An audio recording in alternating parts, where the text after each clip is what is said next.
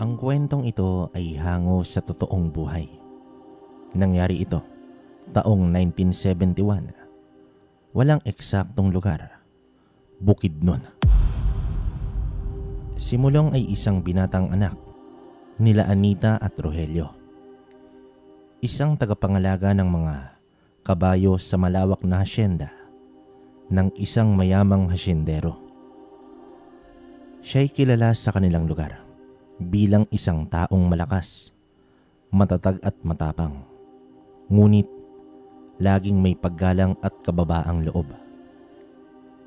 Sa kabila ng kanyang pisikal na lakas, taglay niya ang pusong marunong makiramay at magpakumbaba. Si Mulong ay namumuhay ng simple sa isang baryong napapalibutan ng luntiang bukirin at matatayog na puno. Araw-araw siyang gumigising bago pa sumikat ang araw upang simulan ang kanyang mga gawain sa hasyenda.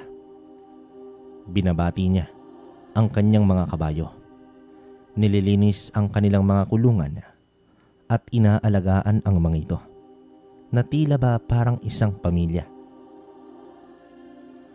Sanay na ito sa hirap ng buhay sa bukid.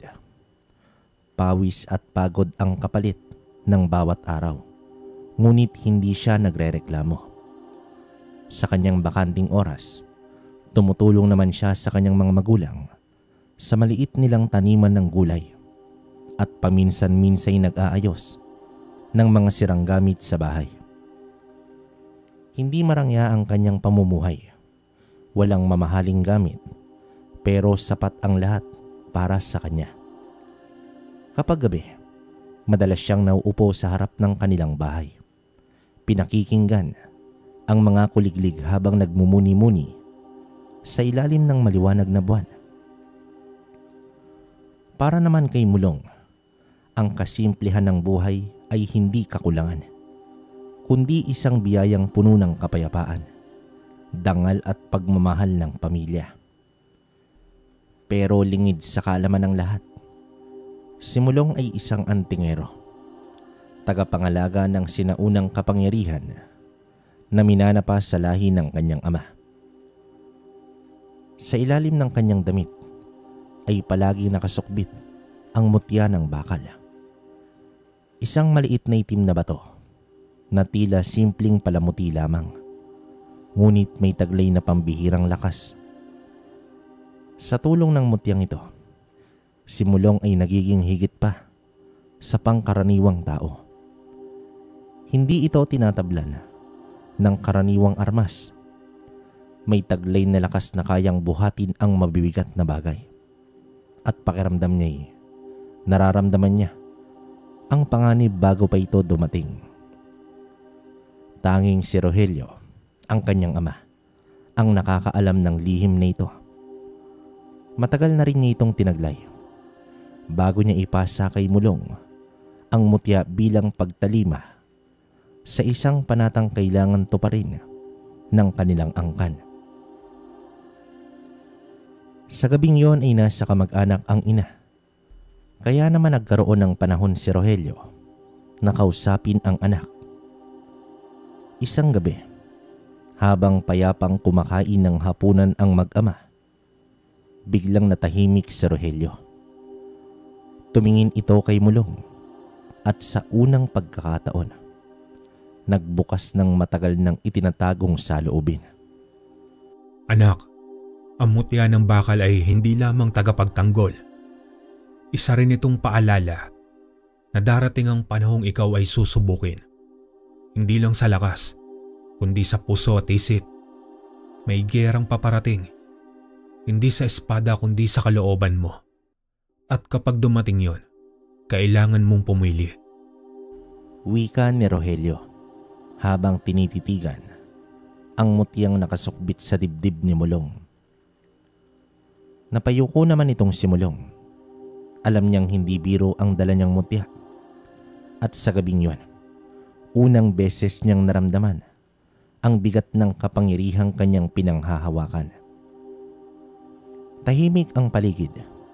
Tanging huni ng mga kuliglig at mainang ihip ng hangin sa dahon ng kawayan ang maririnig mo.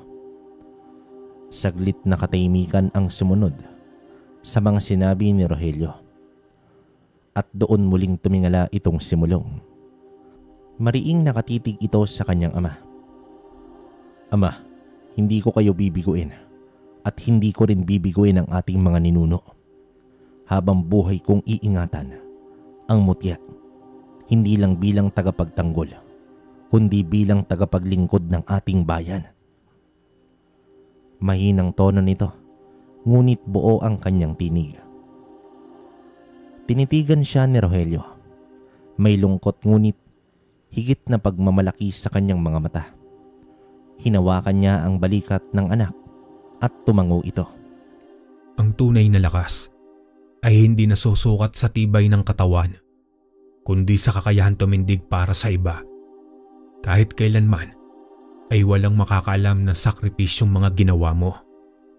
Mula naman sa gabing yun, tumibay ang paninindigan ni Mulong. Lalo niyang pinangalagaan ang mutya at mas naging mapagmatyag sa kanyang paligid.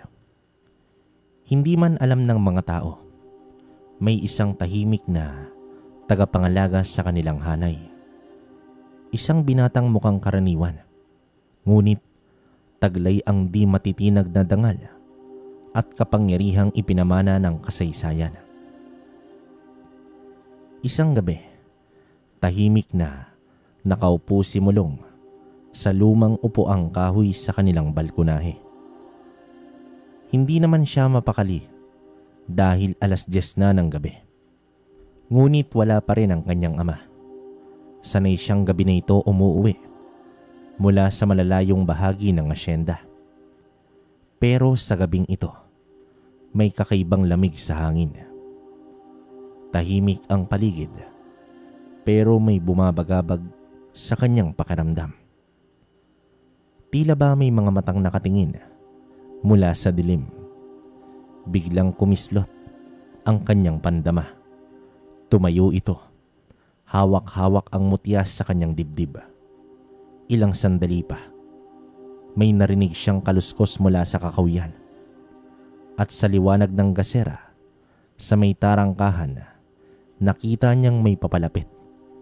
Isang anino na mabilis ang takbo. Mulong anak, pasensya ka na at natagalan ako. May sumusunod kasi sa akin kanina na isang aswang. Wika ng matanda habang habol hininga. Agad namang sinalubong ni Mulong ang ama. Mabilis na isinara ang tarangkahan at inakay ito papasok. Pawisan at may galos sa braso, itong si Rogelio.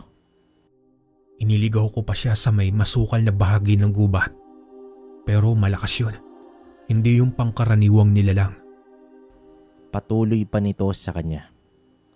Nanlilisik ang mata ni Mulong, pero hindi sa takot, kundi sa paghahanda. Mahigpit niyang hinawakan ang mutya at sa kanyang dibdib ay unti-unting uminit ito. Tila tumutugon ito sa banta ng panganib. Kung babalik siya, hindi ko siya palalampasin. Mahina ngunit matigas ang boses ni Mulong. Huwag anak, hindi pa ito ang tamang oras. Hindi mo pa siya kayang harapin. Mariing sambit ni Rogelio habang mariing hinawakan ang braso ni Mulong. Napahinto naman itong si Mulong. Sa kabila ng tibay ng kanyang katawan at ng mutya na nasa kanyang dibdib, dama niya ang bigat ng babala ng ama. Alam niyang hindi basta-basta ang nilalang na ito at higit sa lahat, alam niyang mahalaga ang karanasan. Labis ang pag-aalala ni Rogelio. Ito ang unang pagkakataong haharap si Mulong sa tunay na panganib ng kanilang lahi. Tahimik silang pumasok sa loob ng bahay at maingat na sinigurong hindi magigising si Anita. Ayaw nilang mabahala ang kanyang ina. Alam nilang hindi niya kakayanin ang takot, lalo pat may halimaw na naglalakad sa gabi, humahabol sa kanyang asawa. Sa mismong gabing yon, habang natutulog si Anita sa kwarto, dinala ni Rogelio si Mulong sa ilalim ng bahay. Doon sa isang tagong bahagi ng sahig, inalis ni Rogelio ang kahoy na takip. Mula naman sa kahon na balot ng tela at alikabok, inilabas niya ang isang bagay na matagal nang nakatago sa dilim ng panahon. Isang sundang. Ang talim nito'y tila itim na pilak, nangingintab sa liwanag ng gasera. May ukit ng mga sinaunang simbolo sa talim at ang hawakan nito ay yari sa pinatigas na sungay ng kalabaw. Itinuturing na sagrado sa kanilang angkan. Ito ang sundang ng lahi. Nasa mahigit 100 taon na ito. Ginamit ito ng ating mga ninuno laban sa mga nilalang ng kadiliman. Banal ang bakal nito dahil diniligan ng dugo ng mga mandirigmang may panata. Mahina ngunit matatag ang boses ng kanyang ama. Dito tahimik na tinanggap ni Mulong ang sandata. Ramdam niya ang kakaibang enerhiya na tila dumadaloy sa kanyang mga kamay. Sa unang paghawak pa lamang nito, parang may sumindi sa kanyang loob. Hindi lamang tapang, kundi pananagutan. Ngunit huwag mo munang gamitin. Hindi lakas ang kailangan sa laban na ito, kundi tiyaga, talino at tamang panahon. Dagdag pa dito ni Rogelio. Tumango naman itong simulong ng mariin. Hindi niya alam kung kailan muling babalik ang aswang. Pero alam niyang sa pagdating ng sandaling yon, handa na siyang ipaglaban ang kanyang pamilya, ang mutya, at ang dangal ng kanyang lahi. Kinabukasan, habang tila tahimik ang paligid at walang bakas ng panganib, kinausap ni Rogelio itong simulong habang sila'y nag-aalmusal. Kailangan mong puntahan si Mang Vicente Mulong, anak. Kaibigan ko siyang albularyo. Isa siya sa iilang natitirang may kaalaman sa tunay na lakas ng mutya at ng sundang. Matagal na siyang hindi lumalabas, pero makikilala ka niya. Alam niyang darating ang oras na ito. Wika naman dito ng kanyang ama. Sa pagkakataong iyon, hindi na naitago pa ni Rogelio sa kanyang asawa ang tungkol kay Mulong na may tangan ng kanyang mutya. Nag-aalangan itong si Mulong. Tumingin naman siya sa kanyang ama't ina. Papaano kayo, ama? Baka bumalik ang aswang. Ayokong iwan kayo. Tugon dito ng binata. Huwag kang mag-alala, anak. Ayos lang kami ng nanay mo. Ako na ang bahalang magpaliwanag sa kanya, pati na rin sa amo mo. Hindi mo ito laban na pangkaraniwan. Anak, ito'y panata. At ngayon, panahon na para simulan mong unawain ang landas na itinakda sa iyo. Ngumiti naman dito si Rogelio, bahagyang nagpalubag sa tensyon nilang dalawa. Alam ni Mulong na wala ng atrasan. Bit-bit ang sundang na nakabalot sa lumang telang may sagradong selyo. Inihanda niya ang kanilang nag-iisang kabayo. Walang iba, kundi si Kalasaga. Isang matapang at masigasig na hayop na tila ba nararamdaman din ang bigat ng misyon. Bago naman umalis, niyakap niya ang kanyang mga magulang. Tahimik lang si Anita. Tila may kutob ito pero piniling wag magsalita. Pinagmasdan lamang niya ang kanyang anak na tila may mabigat na tungkulin. Mabilis ngunit malungkot ang kanyang paglalakbay. Tinahak niya ang landas papunta kay Mang Vicente. Isang tahimik na lugar na nasa likod ng 4 na bundok. Sa gitna ng gubat na bihirang marating ng tao. Walang daang sementado, tanging mga bakas ng hayop at anino ng mga sanga ang gabay niya. Sa bawat bundok na nalalagpasan, tila may bumibigat sa kanyang dibdib hindi dahil sa takot, kundi dahil sa damdaming may mahalagang pagbabago na siyang hinaharap. Pagkalipas ng maghapon, sa huling bundok na tinahak, nakita niya ang isang kubong nakatayo sa gitna ng mga balete at kawayan. Doon naghihintay si Mang Vicente. Isa itong matandang lalaking halos kalahating siglo na rin na hindi nasilayan ng bayan. Ngunit ang presensya ay tila isa ng alamat. Sa tapat ng kubo, matatag na nakatayo ang isang matandang lalaki. Payat, balbasin at nakasuot ng lumang kamesa na tila hinabi pa ng panahon. Sa likod niya, gumagalaw ang mga dahon ng balete. Waring sumasabay ito sa hagos ng hangin o sa isang mas malalim na enerhiya. Hindi pa man bumababa si Mulong, sa kanyang kabayo ay nagsalita na itong si Mang Vicente. Sa wakas, dumating ka rin, Mulong. Bungad dito ng matanda. Napahinto naman ang binata. Hindi niya inaasahang kilala na siya ng matanda. May bahagyang alinlangan sa kanyang mga mata. Ngunit hindi niya rin maitago ang paghanga sa presensyang bumabalot sa paligid. Ngumiti naman itong si Mang Vicente. Isang payapang ngiti na tila nagsasabing ligtas siya rito. Lumipat ang albularyo at iniabot ang isang lagayan. Isang kakaibang sisidlan na yari sa makapal at matibay na kahoy. May ukit ito ng mga sinaunang simbolo. Parehong nakita ni Mulong sa sundang. Ito ang tunay na lalagyan ng sundang ng lahi. Gawa sa kahoy ng punong hindi na matatagpuan ngayon. Pinagpala ito laban sa kasamaan. Wika naman dito ni Mang Vicente. Maikli lamang ang pagbati sapagkat alam nilang pareho na hindi ito ordinaryong pagkikita. Pinatuloy siya ni Mang Vicente sa loob ng kubo.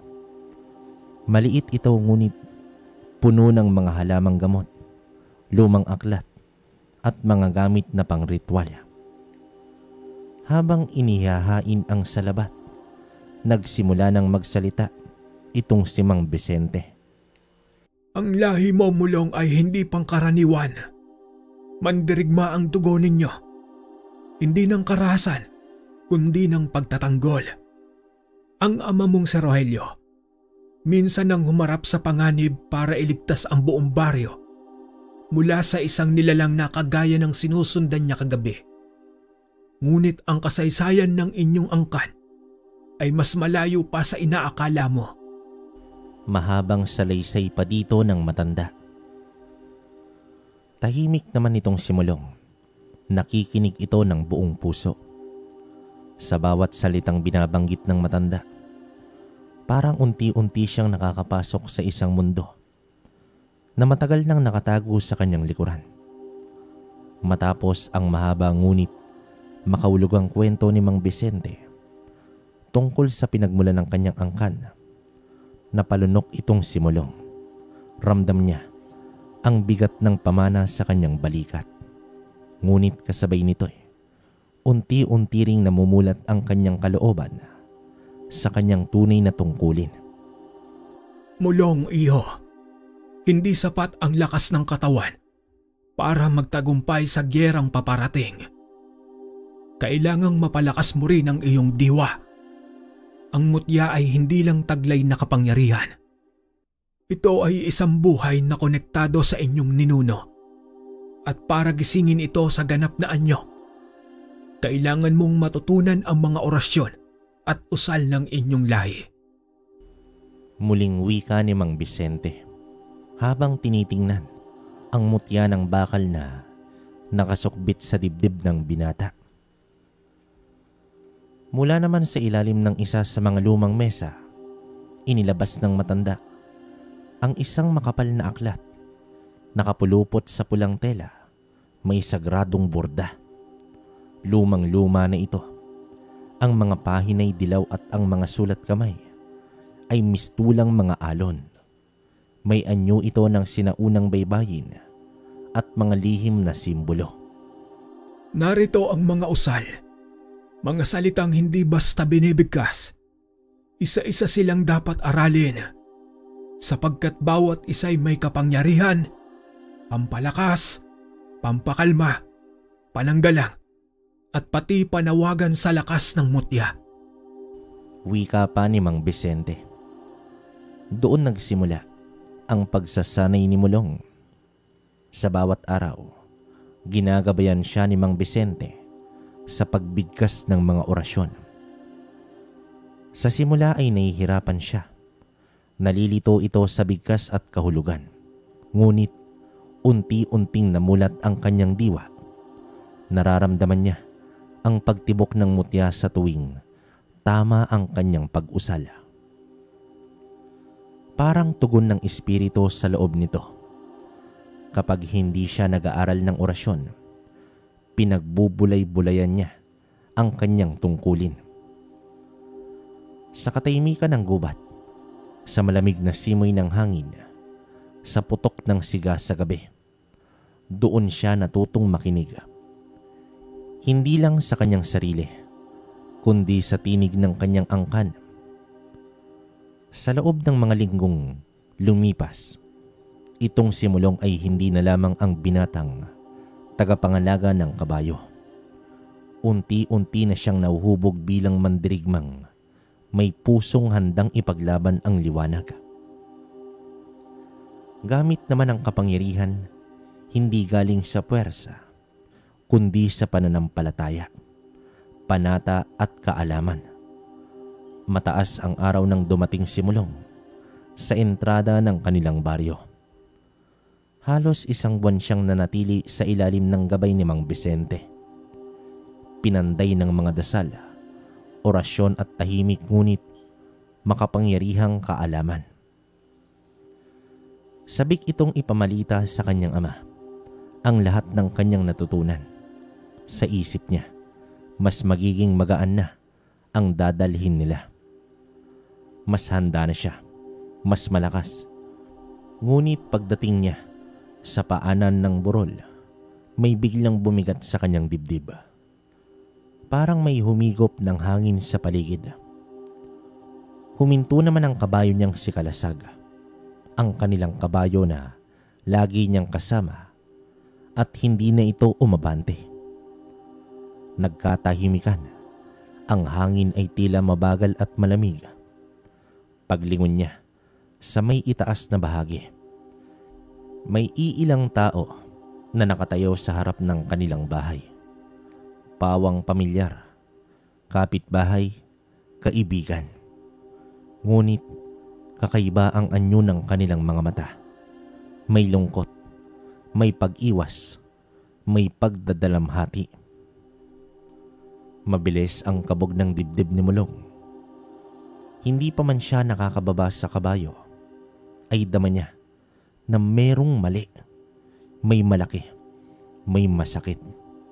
Paglapit niya sa pintuan, doon niya nakita puting tela, ilang kandila, mga bulaklak na nakapalibot sa dalawang kabaong.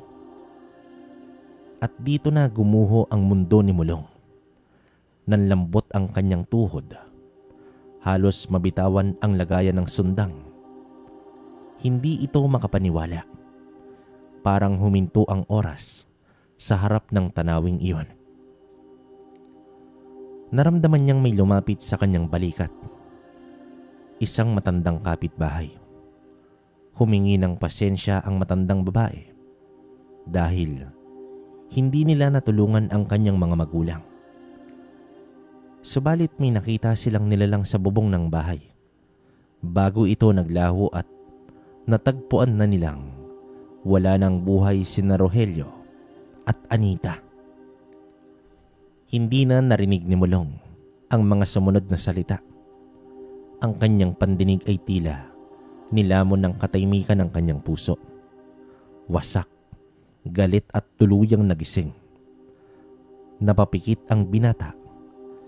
Mahigpit na niyakap ang mutya sa kanyang dibdib at sa kanyang kalooban. Isang sumpa ang tumindig. Hindi ito matatapos ng ganito. Bulong niya sa kanyang sarili.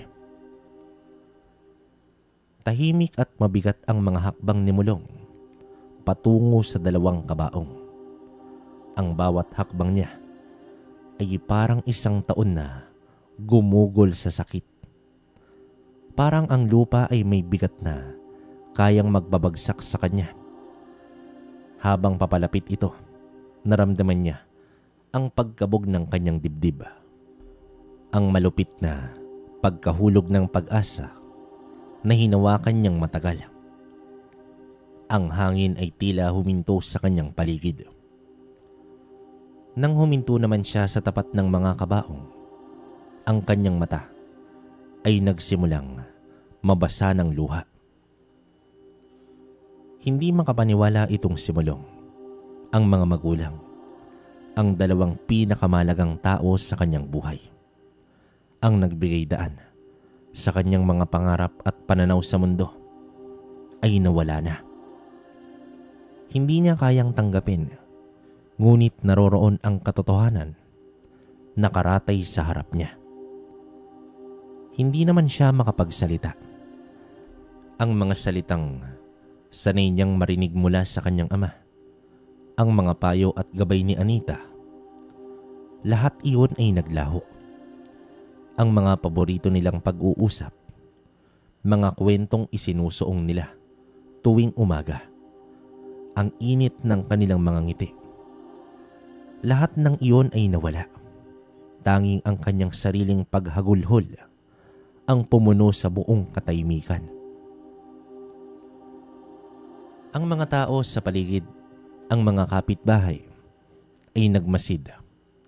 Hindi na rin nakaligtas sa matinding sakit. Ang kanilang mga mata ay puno ng awa at kalungkutan, at hindi nila kayang itago ang mga luha habang nakikita ang paghihirap ng binata. Walang sino man sa kanila ang makakahanap ng tamang salita upang magbigay linaw. Lahat sila ay tahimik na nakatayo. Ang kanilang presensya lamang ang nagsisilbing konting ginhawa sa kabigatan ng sakit.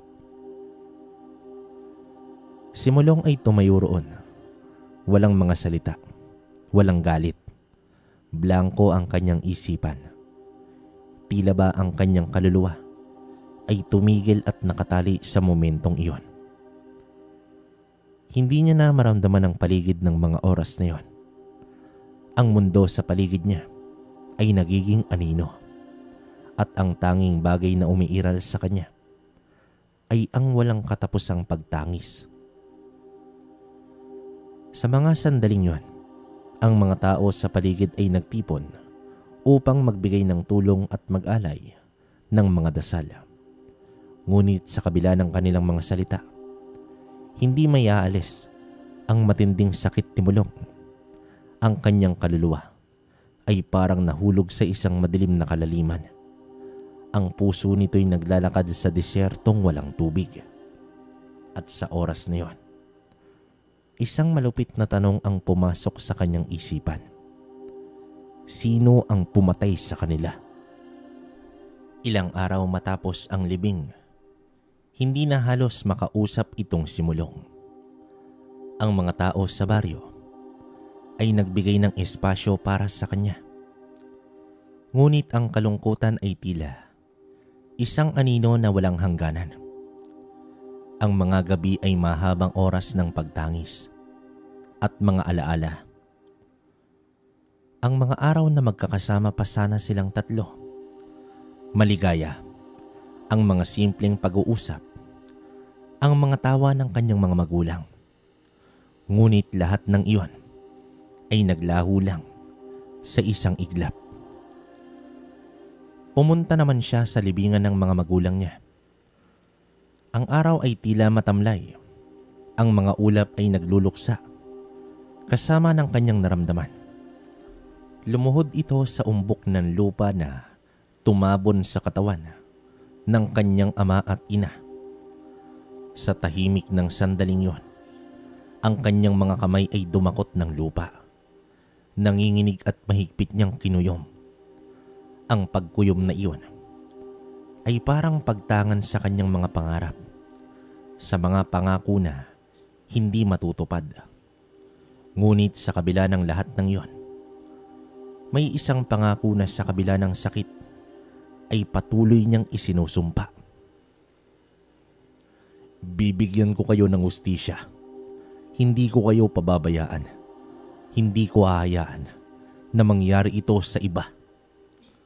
Bulong ni Mulong sa kanyang sarili. Kasunod ng kanyang pangako, nagsimula na siyang mag-usisa sa mga kapitbahay nila.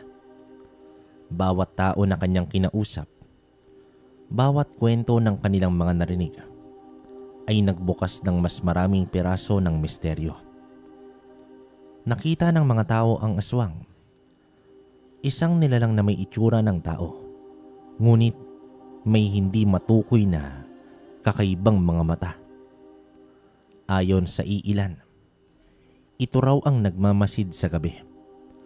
At ilang gabi bago mangyari ang krimen, nakita ng isang batang babae na may nakatambad na parang may itim na mata sa ilalim ng kanilang bubong. Wala nang alinlangan itong si Mulong. Isa itong aswang. Isang nilalang mula sa madilim na bahagi ng kanilang bayan. At siya na ang may pananagutan sa pagkamatay ng kanyang mga magulang. Ngunit ang malaking tanong ay papaano niya ito mahanap? Walang sapat na impormasyon at ang mga tao ay natatakot na magsalita ng higit pa. Nawala ang mga kababaihan at kabataan na may alam, at ang mga matatanda ay hindi kayang mag-alala ng sobra. Ang mga alamat tungkol sa aswang ay nagmumukhang mga kwento lamang.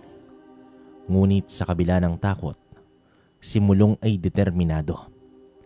Alam niyang kailangan niyang maganap ng paraan. Kailangan niyang maganap ng kasagutan sa pamamagitan ng mga nakatagong yaman ng kaalaman na iniwan sa kanya ng kanyang ama at ni Mang Vicente. Isang gabi, habang nag-iisa, binuksan ni Mulong ang aklat na ipinasa sa kanya ni Mang Vicente. Doon, may mga sipi ng sinaunang ritual na may kaugnayan sa paghahanap ng mga nilalang ng kadiliman. Isang bahagi ng aklat na hindi pa niya tinitingnan. Tinutukoy dito ang mga paraan ng paghahanap ng mga aswang, pati na ang mga tanda ng kanilang pagdating at mga kakayahan nila. Muling humarap si Mulong sa may sundang, ang kanyang gabay at armas. Ang susunod na hakbang ay hindi magiging madali. Ngunit sa kanyang puso, nahanap niya na ang isang bagay na magdadala sa kanya sa tunay na pakikipaglaban. Hindi lang laban sa aswang, kundi laban sa lahat ng pigati at kasawian na dulot ng kanyang pagkawala. Gabi-gabi, hindi tinantanan ni Mulong ang pagbabasa sa aklat ni Mang Vicente. Doon niya natutunan ang isang usal ng liwanag. Isa itong orasyon na magpapakita ng mga bakas ng mga nilalang na hindi nakikita ng pangkaraniwang mata.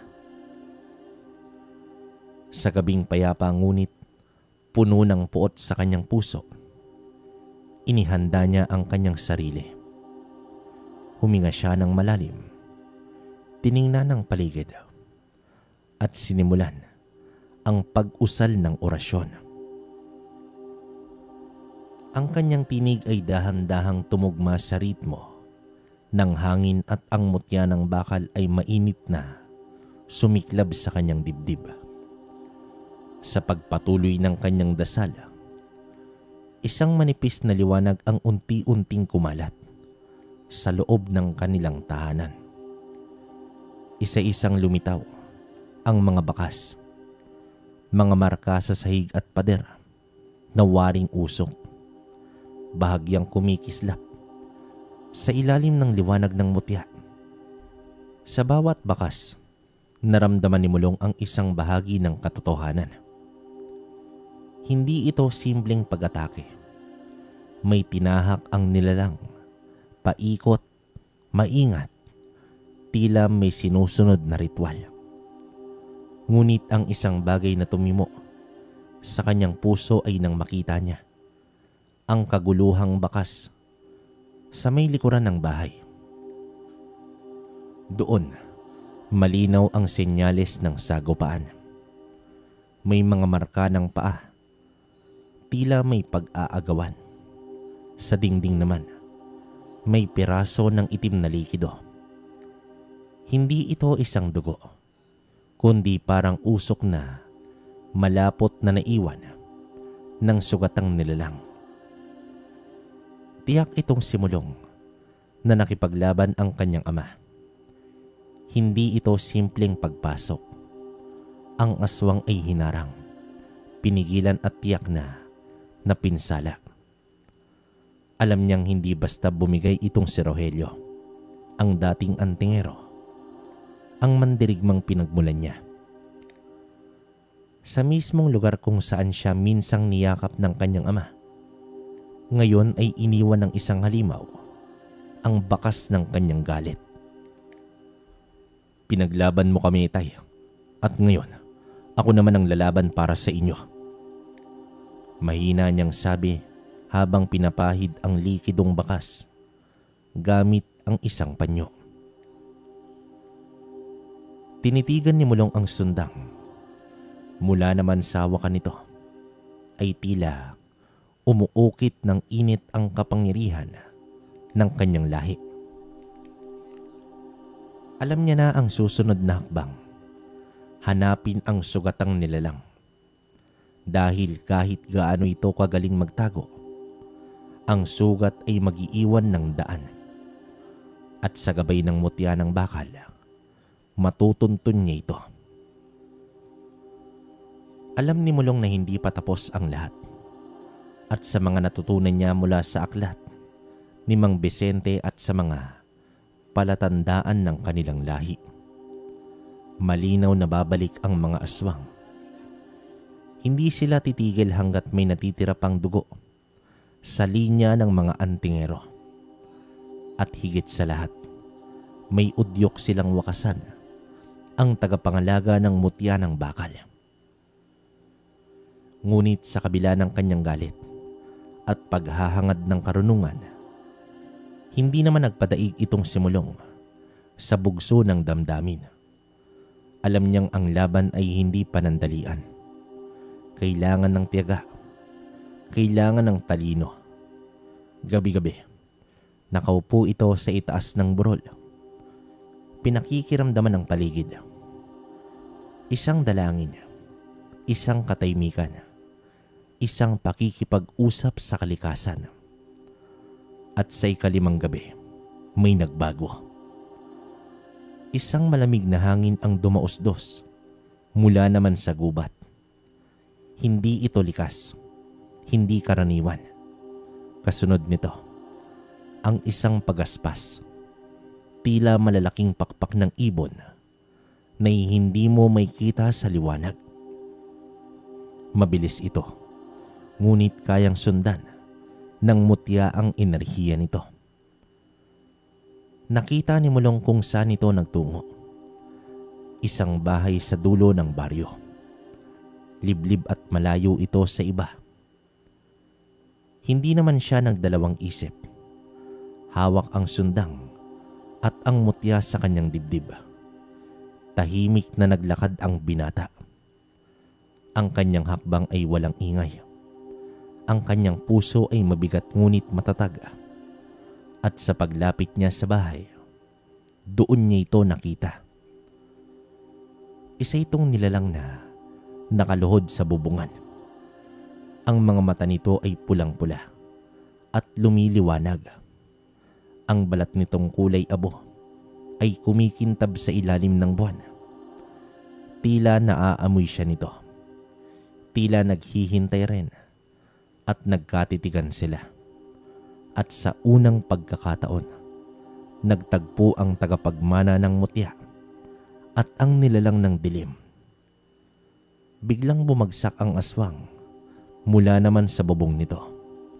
Mabilis itong umatake, ngunit naihanda rin ni Mulong ang sundang sa kanyang unang salaga. Dito nagningning ang sandata at isang matinding tunog ang lumaganap. Parang sinag ng liwanag na sumabog mula sa bakal. Napatras ang aswang, waring nasaktan sa unang tama pa lamang. Sa bawat galaw ni Mulong, gumagabay ang mutya. Parang may boses na nagtuturo sa kanya ng tiempo, ng lakas at tapang. Hindi naman siya sanay sa ganitong laban. Ngunit tila ang kanyang dugo ay marunong. Ang kanyang laman ay marunong lumaban. Nagtuloy-tuloy ang sagupaan sa gitna ng gabi. Mabilis, madugo at puno ng alingaw-ngaw ng kapangyarihan. Ang sundang ay tila buhay. Lumiliwanag sa bawat tama nito. At sa huling pag-atake ng aswang, isang malakas na saksak ang pinakawalan ni Mulong sa dibdib ng nilalang. Gamit ang buong puwersa ng kanyang katawan at ng kapangyarihan ng kanyang mga ninuno. Isang sigaw ng halimaw ang umalingaw-ngaw at sa isang kisap mata, naglaho ito sa alikabok at abo. Tahimik na muli ang paligid. Huminga ng malalim itong si Mulong. Tumulo ang dugo sa kanyang noo. Pero sa kabila ng pagod nito, naramdaman niya ang panibagong lakas. Hindi pa tapos ang lahat, pero ito ang simula ng kanyang bagong landas. Kinabukasan, sakay ng kanyang kabayo, nagtungo naman si Mulong pabalik sa tahanan ni Mang Vicente. Hindi pa rin siya lubusang nakapagpahinga, ngunit alam niyang kailangan malaman ng matanda ang tungkol sa kanyang unang sagupaan at higit sa lahat, ang sinapit ng kanyang mga magulang. Pagdating niya sa kubo, agad naman siyang sinalubong ni Mang Vicente. Ngunit ang dating matatag na anyo ng albularyo ay unti-unting napawi ng marinig ang balita ng binata. Wala na sila ama't ina. Hindi ko sila naabutan nang bumaba ko. Wika ni Mulong na tila napapaos ang tinig nito. Bumigat ang katahimikan. Napayuko naman itong si Mang Vicente. Marahan itong umiling habang pinapahid ang gilid ng kanyang mga mata. Hindi lang isang mandirigma ang nawala, Mulong. Isa siyang haligi ng inyong lahi. Isa siyang tagapangalaga sa mga panahong madilim. Wika ni Mang Vicente.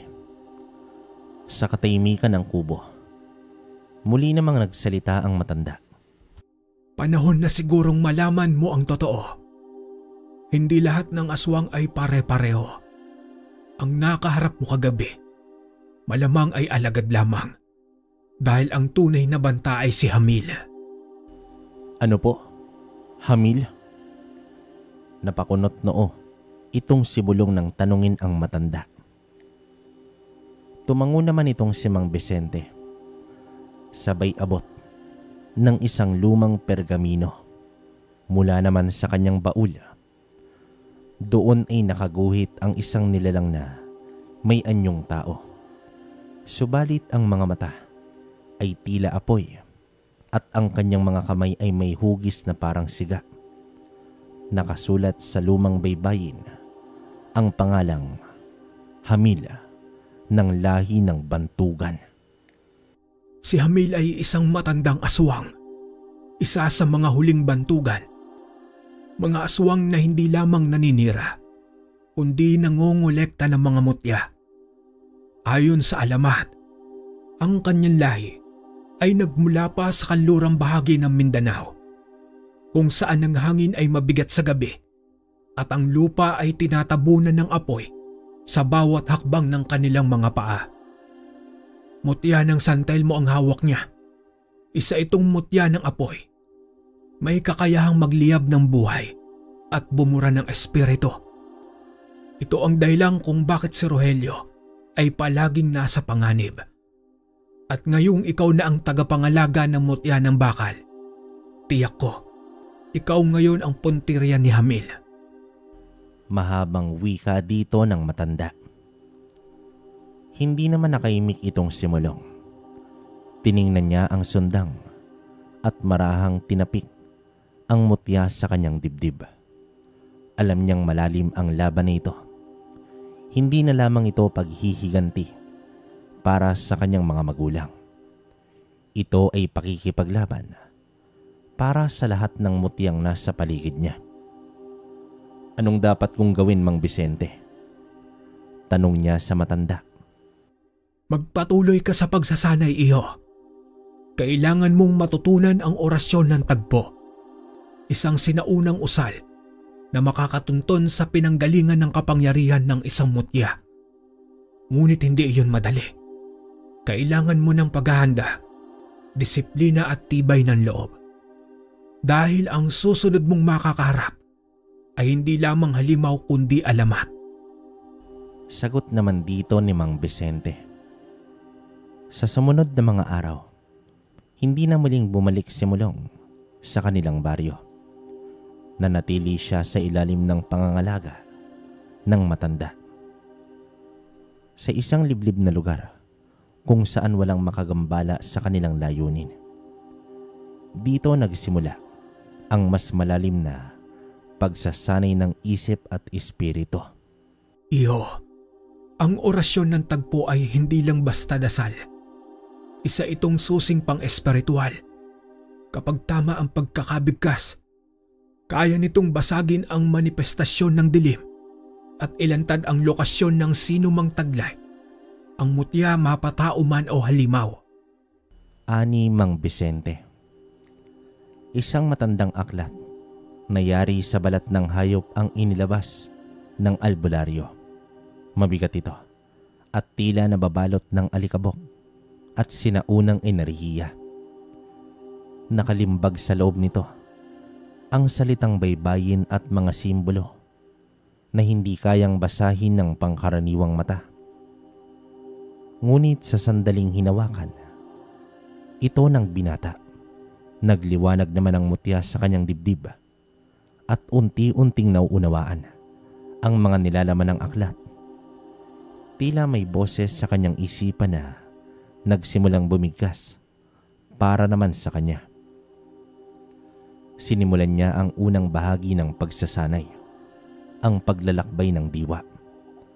Sa ilalim ng punong balete, tuwing hating gabi, pinapaupo siya ni Mang Vicente sa lupa. Pinapatunog ang kampanang tanso habang binibigkas ni Mulong ang unang bersyon ng orasyon. Aminong bayang sa liwanag sumisilip, ilantad mo ang diwa ng mutya. Sa pag-ikot ng lakas, hatakin mo ang landas. Wika ni Mulong. Ngunit sa unang linggo, wala itong nakita. Walang bisyon, walang liwanag, maliban sa katahimikan ng gabi at lamig ng hangin. Nadismaya itong si Mulong. Ngunit inalala ang sinabi ng matanda sa kanya. Hindi ito para sa mga nagnanais ng kapangyarihan. Ito ay para sa mga handang magpakumbaba sa kapangyarihan ng kalikasan. At sa ikalawang linggo, habang inuusal ni Mulong ang mga salitang mistulang galing pa sa panahon ng mga diwata, bigla siyang naputol sa realidad. Ang paligid ay biglang naglaho. Napalitan ng isang tanawing tila mula sa panaginip. Isang gubat na may apoy sa lupa. At sa gitna nito, Isang nilalang na may matang santelmo. Nakatayo ito sa ibabaw ng mga abo. Naramdaman niya ang sakit ng dibdib. Ang mutya ay nagliyab. Ngunit hindi dahil sa galit, kundi dahil sa pag-amin. Dito natuntun niya ang kalaban. Bigla siyang bumalik sa kanyang katawan. Lupaypay at pawis na pawis. Tumango naman dito si Mang Vicente. Tapos na ang unang hakbang iyo. Natagpuan mo ang peraso ng landas. Pero hindi pa si Hamil mismo ang nakita mo, kundi ang kanyang presensya. Ngunit diyan magsisimula ang lahat.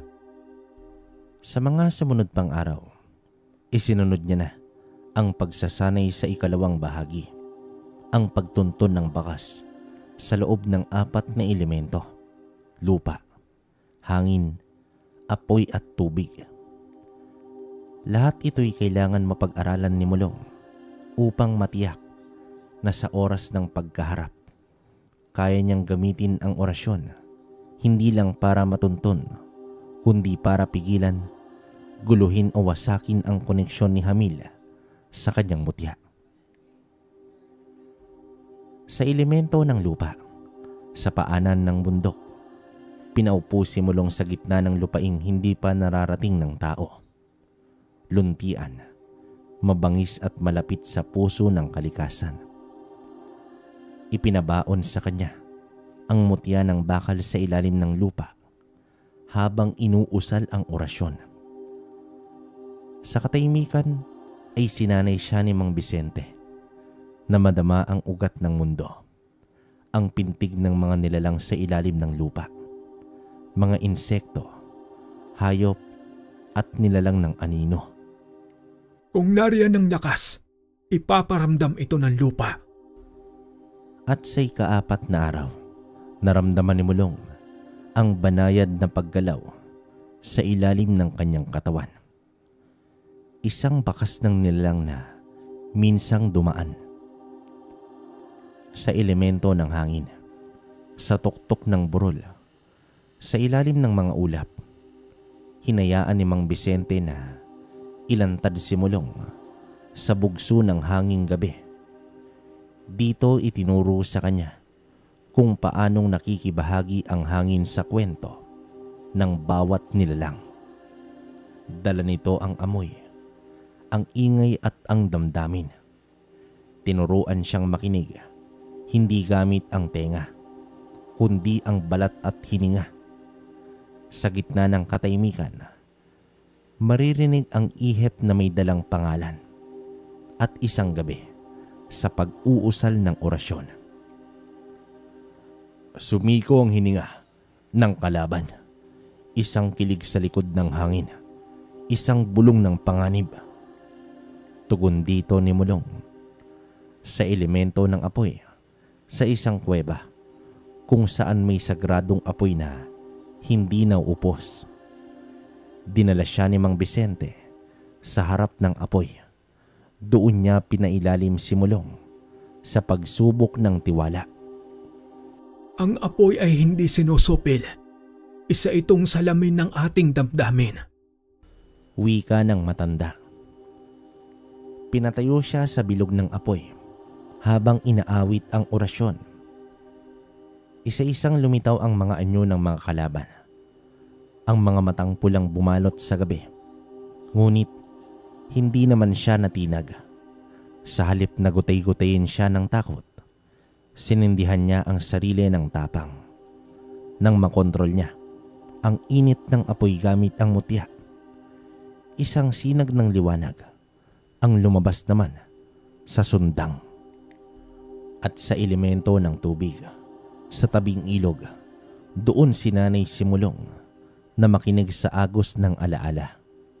Tinuruan siyang alalahanin ang bawat pain, bawat halakhak, bawat pangakong binitawan. Ang tubig ay tagapagdala ng damdamin at gamit ito. Kaya niyang matuntun kung saan dinala ang mutya ng iba. Sa unang pagsubok, isang patak ng luha mula sa mata ni Mulong ang bumagsak sa tubig. At mula rito, umugong ang imahe ng isang sagradong bangin. Isa itong lugar na tila pinagtataguan ng sagradong mutya. Isa itong paalala na malapit na si Hamil. Mula roon, isang malinaw na bisyon ang dumating. Isang lugar na tinatawag na Puting Bato. Isang magandang kuweba sa hilagang bahagi ng Mindanao, kung saan, ayon sa panaginip ni Mang Vicente, matagal nang nagkukubli ang bantugan. Nang makatapos sa pagsasanay, tumindig itong simulong sa harap ng albularyo, mas matatag, mas tahimik at mas determinado. Ang sundang naman ay muling kumislap at ang mutya ng bakal ay tila lumalim ang kulay, hudyat ng isang tagapangalagang handa na sa tunay na tunggalian. Handa ka na ngayon, iyo. Panahon ng tugisin ang bantugan. Ani pa dito ng albularyo. Madilim pa lang ay handa na itong simulong. Suot ang itim na telang panlakad. Dala ang sundang na nakalagay sa may sagradong lagayan ng kahoy at nakasabit ito sa kanyang leeg at ang mutya ng bakal na bahagyang kumikislap.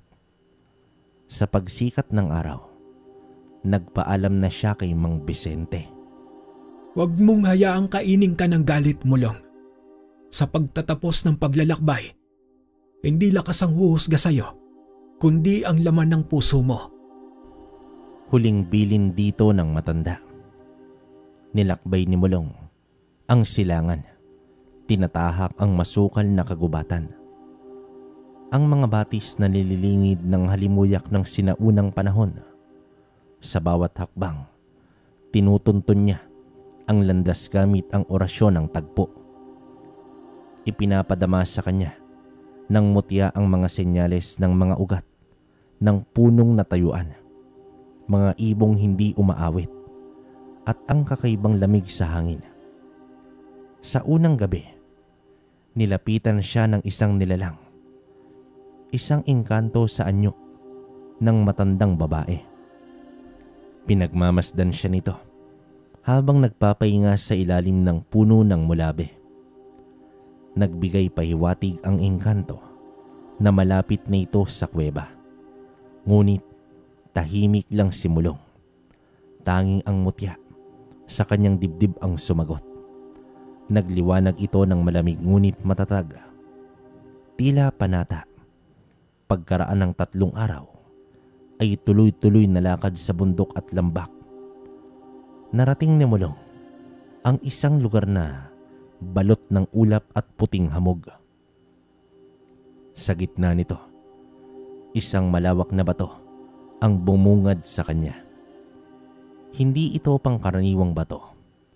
Kulay abo at puti ang mga guhit at sa ibabaw nito ay nakaukit ang mga sinaunang baybayin ng kanilang lahi. Ito na ang puting bato. Walang ingay, walang ibon. Tanging tibok ng kanyang dibdib ang maririnig mo. Dahang-dahang inilabas ni Mulong ang kanyang sundang. Hinaplos ito ng kanyang palad at binigkas ang orasyon ng tagpo. Sa hangin, sa lupa, sa apoy at sa tubig, ipakita mo ang anino ng ilalim. Ilantad mo ang landas ng may taglay ng dilim. Tanglaw ng bakal, gumising ka. Wika dito ni Mulong at sa kanyang harapan, nagbukas naman ang isang bitak sa bato. Hindi ito basta kuweba.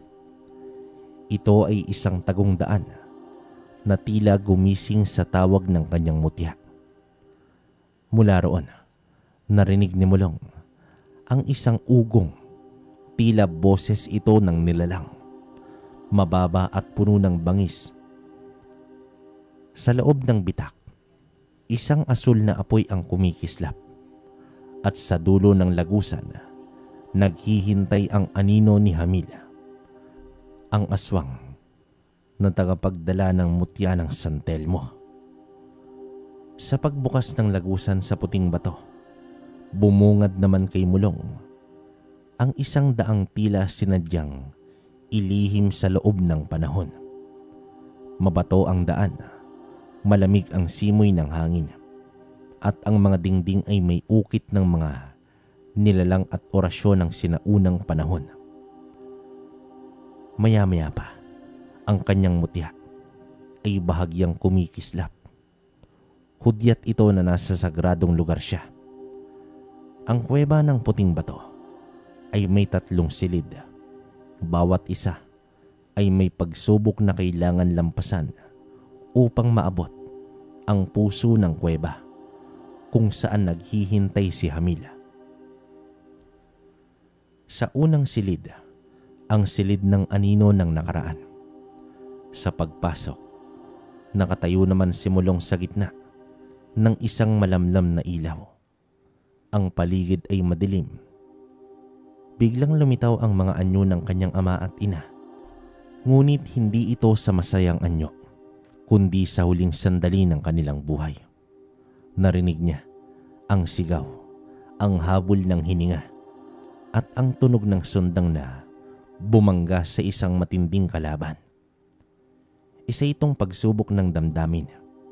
Ang layunin nito ay huwag magpadala sa galit, kundi gamitin ang alaala bilang lakas.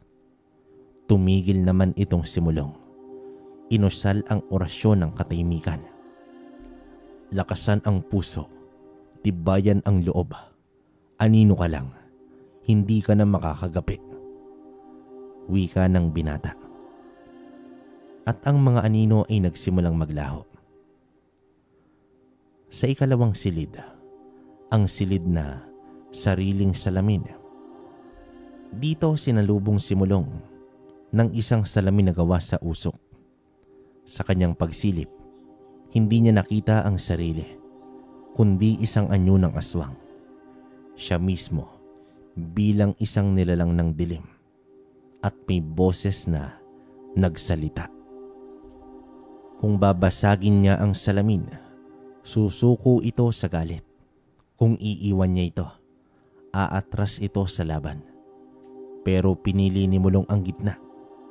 Hinawakan niya ang salamin at inusal ang orasyon ng balanse. Sa liwanag ng bakal, alisin ang ilusyon. Ako'y tao, at sa puso ko'y gising ang paglingap. At sa kanyang hawak, ang salamin ay biglang naging abo. Sa ikatlong silid, ang silid ng apoy at ng panata. Sa huling silid, bumungad ang apoy. Hindi ito pangkaraniwang apoy, kundi apoy ng San Telmo. Lumulutang at umiikot ito sa himpapawid. Isa ito sa mga kapangyarihan ni Hamil. Ang apoy ay sumisiklab sa kanyang harapan. Hinaharangan ang pintuan, patungo naman sa huling bahagi ng kuweba. Narinig niyang muli ang boses ni Mang Vicente sa kanyang alaala. Sa kanyang pagharap, inusal niya ang orasyon ng tagpo. Sinabay sa orasyon ng apoy na itinuro ni Mang Vicente. Tumindig itong si Mulong. Iniangat ang sundang at sinabing, "Sa ngalan ng dugo, panata at liwanag, buksan ang pintuan ng layon. Ako si Mulong, tagapagmana ng bakal." At ang apoy na yon ay biglang bumukas, bumalot sa kanya. Ngunit hindi naman siya sinunog nito.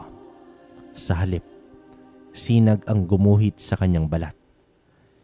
Isang tatak ng panata. Paglabas niya mula sa silid, bumungad ang isang malawak na bulwagan. May altar sa gitna, at sa harapan nito ay may trono ng bato. At doon, nakaupo itong si Hamil.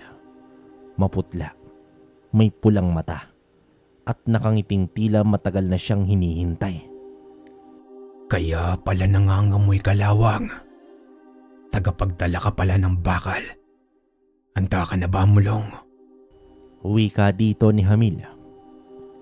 Tahimik naman itong simulong. Iniisip kung bakit siya kilala ni Hamil. Hawak ang sundang, handang sumugod. Ngunit hindi pa gumagalaw si Hamil. Nakatayo ito sa harap ng trono ng bato. Nakasuot ito ng itim na balabal na may borda ng sinaunang baybayin. Sa kanyang dibdib, nakasabit ang isang mutya ng apoy, ang mutya ng San Telmo. Sumisiklab ito na parang buhay. Hindi kita agad papatayin, Mulong. Dahil gusto kong marinig mo muna kung bakit. Wika dito ni Hamil. Lumakad naman si Hamil. Paikot, tila iniisa-isa ang bawat ukit sa kuweba. Kami ang unang lahi na ginising ng kalikasan. Kami ang mga anak ng gabi. Noon pa man, kami na ang may taglay ng liwanag. Pero kinamuhian kami ng tao, itinuring na salot. Kaya nagdesisyon kaming ilihim ang aming lahi. Mamuhay sa dilim, habang kayo ay binibigyan ng karangalan bilang tagapagligtas. Hindi ba't kayo rin naman ay pumapatay? Ang pagkakaiba lang natin ay kami tinuruan ng gutom. Kayo naman ng galit. Ngayon, ibabalik ko ang balanse. Kukumpletohin ko ang koleksyon ng mutya. Sa oras na mapasa kamay ko ang mutya ng bakal, magigising ang huling aswang sa silangan. At kami ang magtatayo ng bagong kaayusan. Hindi para sa kasamaan, kundi para sa pagkakapantay-pantay.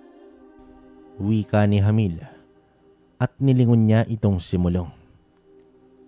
Natigilan itong simulong. Nayanig ang kanyang paniniwala sa ilang saglit. Totoo nga bang ang kaaway ay may layuning ding makatao? Sa kanyang sariling pananaw. Ngunit sa kabila ng mga salita, naalala niya ang pagkamatay ng kanyang mga magulang. Ang labis na takot na nadama ng buong baryo at ang mga aninong nilamon ng dilim. Dito dumagundong ang kuweba. Nagsimulang umikot ang San Telmo sa paligid ng aswang. Ang apoy ay naging tila espada sa hangin. Ang buong bulwagan ay nagbabadyang maging larangan ng huling laban. Tumindig si Mulong. Ang sundang ng kanyang angkan ay mahigpit niyang hawak. Sa kanyang dibdib naman ay nagniningning ang mutya ng bakal. Sumasabay ito sa tindi ng tibok ng kanyang puso. Ang hangin sa loob ng kuweba ay tila naging isang mabigat. Kasabay ng naglalagablab na enerhiya ni Hamil na pinalilibutan ng nag-aapoy na San Telmo. Wag mo ong subukan, Hamil. Hindi ako magiging daan ng muling paggising ng kasamaan. Mariing wika dito ni Mulong. Hindi mo rin ako mapipigilan, Mulong. Ngumiti naman itong si Hamil. Bigla siyang umatake. Kumawala mula sa kanyang kamay ang apoy ng San Telmo na tila mga palaso ng liwanag. Mabilis at sunod-sunod. Ngunit sa isang kumpas ng sundang, binigkas ni Mulong ang unang orasyon ng proteksyon. Bakal, tabingan mo ko. Wika dito ni Mulong. Isang bilog na liwanag ang bumalot sa kanya. Isang kalasag mula sa mutya. Sabay nilang sinalubong ang isa't isa. Nagbanggaan ang sundang ni Mulong at ang apoy ni Hamil at sumambulot ang liwanag na kidlat sa gitna ng dilim. Lumilipad sa ere itong si Hamil, nagiging anino, sumusulpot kung saan-saan. Isa itong aswang na hindi basta-basta, pero bawat pag-atake niya, may sagot itong simulong. Gamit ang natutunang orasyon ng tagpo, nababasa niya ang galaw ni Hamil. Sa hangin, ako'y may mata. Sa dilim, ako'y may pandama. Wika naman dito ng binata. Isang hiwa mula sa sundang ang tumama naman sa balikat ni Hamil at umagos ang unang dugo. Hindi mo ako matatalo ng ganyan. Galit na sigaw dito ng aswang. Bigla namang lumaki ang apoy ng San Telmo. Tinawag niya ang buong puwersa ng mutya. Isang dambuhalang halimaw na gaya sa apoy ang sumulpot sa gitna ng kuweba. Ngunit hindi naman umatras itong simulong. Lumuhod siya, tinindig ang sundang at sa pinakabuod ng kanyang loob, binigkas niya ang isa sa mga orasyon ng kanyang angkan, ang huling usal ng bakal. Mutya ng bakal, sa ngalan ng dugo, dangal at lahi, gisingin mo ang tunay kong anyo. Mandirigmang anak ng liwanag, ipakita ang panata. Madiing sigaw dito ni Mulong. Isang liwanag ang sumambulat mula naman kay Mulong. Bumalot sa kanyang katawan ang bakal na liwanag, hindi upang protektahan lamang, kundi upang iangat ang kanyang kakayahan sa isang antas na higit pa sa tao. Dito tumakbo si Mulong. Sinalubong ang dambuhalang apoy. Isang hiwa, isa pa, at sa huling pagtalon, isinaksak niya ang sundang sa pusod ng nilalang. Sabay sigaw, tapusin ang kadiliman. Dito sumabog ang apoy. Tumalsik itong si Hamil. Bagsak, sugatan. Halos hindi ito makagalaw. Ang kanyang mutya ay lumipad mula sa kanyang dibdib at nahulog ito sa lupa. Wala nang ningning. Lumapit itong si Mulong at tumitig sa kanya. Tayin mo na ako. Mahinang bulong naman dito ng aswang. Ngunit ibinaba ni Mulong ang kanyang sundang. Hindi ko kailangan patayin ng wala ng lakas. Ang katarungan ay hindi paghihigante. Wika dito ng binata. Tumalikod siya. Ang mutya ng San Telmo ay naiwan sa kanyang likuran. Ngunit sa kamay ni Mulong, muling lumiwanag ang mutya ng bakal. Mas maliwanag, mas payapa. Sa paglabas ni Mulong sa kuweba ng puting bato, liwanag na ng umaga ang sumalubong sa kanya. Nasa balikat niya ang sugat ng pakikibaka. Sa kanyang puso, ang bigat ng mga alaala. Ngunit sa kanyang mga mata, ang liwanag ng panibagong simula. Tapos na ang gabi. Magsisimula na ang bagong yugto. 3 buwan ng katahimikan sa baryo. Muling namuhay ng mga tao. Si Mulong ay muling naging tagapangalaga ng baryo. Ngunit ngayon, tahimik niyang binabantayan ang buong komunidad. Ang antingero na may panata. Ngunit isang gabi, may amoy ng usok, hangin na may halong abo. Kasunod nito, ang mga sigaw. Sumabog ang apoy mula naman sa gitna ng baryo. Ang mga kabahayan ay nilamon ng apoy na bughaw. Isa itong apoy na hindi likha ng tao. Nagbalik itong si Hamil, ngunit hindi na siya tulad noon. Ang kanyang katawan ay tila hango na sa mismong San Telmo. Nilalang ng poot, apoy at kasinungalingan.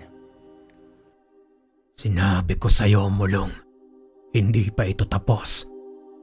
Kinuha mo ang huling pag-asa ko. Kaya ngayon wawasakin ko ang lahat ng mahal mo. Wika ni Hamil mula naman sa gitna ng apoy. Namumugto ang mga mata ni Mulong habang pinapanood ang nasusunog na baryo.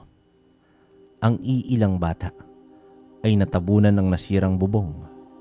Ang mga matatanda naman ay lumaban ng walang sandata. Hindi na ito laban ng paniniwala. Ito na ay laban ng katarungan. Hindi mo na ako kayang linlangin, Hamil. Hindi ito tungkol sa balanse. Ito'y tungkol sa paghihiganti mo at tatapusin ko na ang kasaysayan ng paghihiganti mo ngayon. Muli namang lumiwanag ang mutya ng bakal. Lumitaw ang sundang na kumikinang sa liwanag ng katarungan. Isang kumpas at simulong ay muling naging mandarigma. Nagbanggaan ang kanilang mga puwersa. Apoy laban sa liwanag. Ang sundang ni Mulong ay lumalaban sa apoy ni Hamil na ngayon ay parang dragon sa hugis nito. Sumabog ang simbahan. Bumagsak ang punong kahoy. Sa ere, nagsalubong ang dalawang tagapagmana ng mutya. Ilang beses nang muntik mapuruhan itong si Mulong. Sugatan nito. Pero sa bawat paghiwa ng sundang, inuusal niya ang orasyon ng katapangan. Isang saksak sa puso ni Hamil, isang sigaw, ngunit ngumiti itong si Hamil. Kung mamamatay ako, isasama kita. Hinila ni Amil si Mulong sa gitna ng apoy. Sumabog ang paligid. Isang pagsabog ng enerhiya at apoy. Dumaan ang katahimikan. Pagkaraan ng ilang minuto, bumangon itong si Mulong. Balot ng sugat. Basag ang sundang, ngunit buhay. Sa tabi niya, abon na lamang si Hamil. Kasama ang pira-pirasong mutya ng San Telmo. Natunaw sa sariling kapangyarihan. Muli namang nagliwanag ang mutya ng bakal. At sa liwanag nito, nagsimulang gumaling ang lupa. Nawala ang apoy. Tumila ang hangin. Ang baryo ay nagluluksa. Ngunit muli itong bumangon. Sa gitna ng guho, isang mulong na mas matatag ang lumitaw. Hindi lang mandirigma, kundi tagapagtanggol ng pag-asa. Sa puso ng kanyang mga kababayan, siya na ngayon ay tinatawag na ang huling antingero. Matapos ang matinding laban kay Hamil, dumaan si Mulong sa bahay ni Mang Vicente na may mabigat na puso. Bagamat nagtagumpay siya laban kay Hamil at nailigtas ang kanyang baryo, may mga tanong siyang hindi pa rin nasasagot. Lumingon siya sa albularyo. Ang matandang guro na sa unang araw ay nagbigay gabay sa kanya. Mang Vicente, nanalo ko. Pero bakit may dalang sakit at panghihinayang? Pinili ko na buhayin si Amil upang tapusin ang kanyang galit. Subalit siya'y nagdulot ng mas maraming pagkawasak sa aming baryo. Isang pagkakamali ba yon? Malumanay na wika dito ni Mulong. Ang bawat antingero ay dumaan sa ganitong mga kaisipan. At wala ni isa sa atin ang nakaligtas sa mga tanong na iyon. Ang ating lakas at karunungan ay mula sa mga pagkatalo at pagkakamali. Hindi mo kailangang maging perpekto sa lahat ng bagay. Mulong, ang mahalaga ay natuto ka mula sa iyong mga desisyon at gamitin ito upang magpatuloy sa iyong landas. Wika pa dito ng albularyo. Napatagilid itong si Mulong. Muling naalala ang mga sakripisyo ng kanyang mga kababayan, ang pagkamatay ng kanyang mga magulang, at ang buhay ng mga inosente na tinangay ng hangin ng poot at galit. Ang problema ay nasa puso ko pa rin ang takot. Papaano kung hindi ko kayang baguhin ang takbo ng nangyari? Kung magsimula akong magbigay ng pagkakataon sa lahat ng kaaway ko, baka isang araw, magbalik ang mas malupit na kalaban. Alinlang ang wika ng binata. Mulong, ang antingero ay hindi lamang tagapagligtas ng tao. Hindi mo kailangang tapusin ang lahat ng galit at paghihiganti ng mag-isa. Ang iyong kalakasan ay hindi nakasalalay sa iyong mga tagumpay, kundi sa iyong kakayahang mapatawad at magtanggol ng tama. Huwag mong gawing pagkakamali ang iyong pag-aalinlangan. Labanan mo ang iyong takot at iwasan ang maging alipin ng iyong nakaraan. Tugon dito ng matanda. Sa mga salitang iyon, naramdaman ni Mulong ang bigat ng kanyang mga responsibilidad. Hindi lahat ng labanan ay kailangang tapusin sa pagpatay. Kailangan niyang baguhin ang kanyang pananaw at maging handa sa mas malalim na hamon ng pagiging antingero. Ang pagbigay ng pagkakataon sa mga nawawalang kaluluwa, pati na rin ang pagtanggap sa mga pag-aalinlangan sa ngalan ng kapayapaan at katarungan. Ang kwentong ito ay nagpapaalala sa atin na hindi isang biro ang hawakan ang isang responsibilidad, lalo na kung nakasalalay dito ang buhay ng nakararami. Katulad na lang sa pangkasalukuyang nangyayari sa ating paligid, hindi biro para sa isang tagapagpatupad ng batas na harapin ang kalaban dahil maaaring siya ay mapatay o siya mismo ang mamatay. Isang hamon sa isip, puso at paninindigan. Mga kabaryo, hanggang dito na lang ang kwento natin. Naway meron kayong napulot na aral sa kwentong inilahad natin ngayon. Okay, opinion ko sa kwento natin, grabe yung kwento natin ngayon, napakalakas. Lalo na dun sa lahi nung bantugan si Amil. Parang first time kong marinig tong bantugan. Baka narinig nyo na to sa iba, pero grabe. Parang para sa akin mas matindi pa to sa isang gabunan. Biruin mo. Kumbaga parang pumapalibot sa kanya yung santel mo, no? Grabe yun. Saka yung mga ginawa ni Mulong, yung orasyon ng tagpo, saka yung selyo, diba? Saka yung mutya ng bakal, grabe. Kumbaga kombinasyon yung tatlong yan. Kumbaga kumbate talaga kung kumbate. Yun nga lang, pisikalan talaga. Nakakalungkot lang namatay yung tatay niya, si Rogelio, kaya lang wala tayong magagawa. Ito talaga yung storya ni Mulong eh. Hindi naman natin pwedeng ibahin. So, yun. Kayo kung may opinion kayo mga kabaryo, comment down below para mabasa ko rin. And then, konti na lang, 100k na tayo. Sana supportahan nyo. Supportahan nyo rin yung kwento ni Kabaryo, kwentong kalakbay sa kayong Dear Kabaryo. Yan.